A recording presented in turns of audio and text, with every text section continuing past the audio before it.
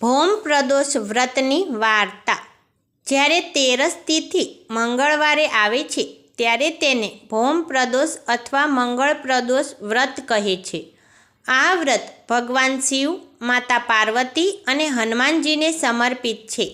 આ દિવસે શિવ પૂજાની સાથે પ્રદોષ કથા સાંભળવાથી કે વાંચવાથી મંગળ દોષ નિવારણ, દેવું મુક્તિ અને શારીરિક સ્વાસ્થ્યની પ્રાપ્તિ થાય છે। વ્રતની વિધિ: સૂર્યોદય પહેલાં જાગીને સ્નાન કરી શિવજી સમક્ષ વ્રતનો સંકલ્પ કરવો। પૂજાનો સમય: સાંજના સમયે એટલે કે પ્રદોષકાળમાં પૂજા માટે શ્રેષ્ઠ છે। સૂર્યાસ્ત પહેલાં ફરી સ્નાન કરી શિવ મંદિરે જવું। શિવલિંગ પર દૂધ, પાણી, ગોળ અને મધ મિક્સ કરીને અભિષેક કરવો। લાલ ચંદન, લાલ ફૂલ અને દીવો પ્રગટાવી શિવજીની પૂજા કરવી। પૂજા પૂર્ણ થયા બાદ ભૌમ પ્રદોષ વ્રતની કથા વાંચવી કે સાંભળવી। વાર્તા: પૌરાણિક કથા અનુસાર એક નગરમાં એક વૃદ્ધ ડોશી રહેતી હતી। તેનો એક જ પુત્ર હતો, જેના પર તેને ખૂબ ગર્વ હતો। તે વૃદ્ધ ડોશી ભગવાન શિવ અને ભગવાન હનુમાનજીની પરમ ભક્ત હતી। તે દર મંગળવારે નિયમબદ્ધ રીતે હનુમાનજીનું અને પ્રદોષ વ્રત કરતી હતી।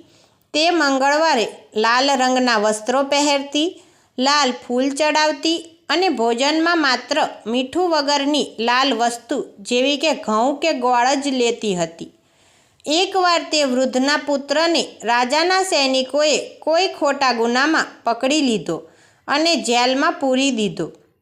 વૃદ્ધ ખૂબ જ દુઃખી થઈ ગઈ, પણ તેણે ભગવાન પરનો વિશ્વાસ ન છોડ્યો। તેણે મંગળવારના પ્રદોષ વ્રતનો અને હનુમાનજીની આરાધનાનો નિયમ વધુ કઠણ બનાવ્યો। તે આખો દિવસ શિવ હનુમાનજીનું ધ્યાન ધરવા લાગી। તેની ભક્તિ જોઈને રાજાના સપનામાં ભોલેનાથ અને હનુમાનજી પ્રગટ થયા। તેમણે રાજાને આદેશ આપ્યો કે વૃદ્ધાનો પુત્ર નિર્દોષ છે, તેણે તુરંત જ છોડી મૂકો। જો રાજા આમ નહીં કરે તો તેનું રાજ્ય નષ્ટ થઈ જશે। સવારે ઉઠીને રાજાએ તરત જ તે યુવાનને જેલમાંથી મુક્ત કર્યો અને આદરપૂર્વક તેને તેની માતા પાસે મોકલી આપ્યો।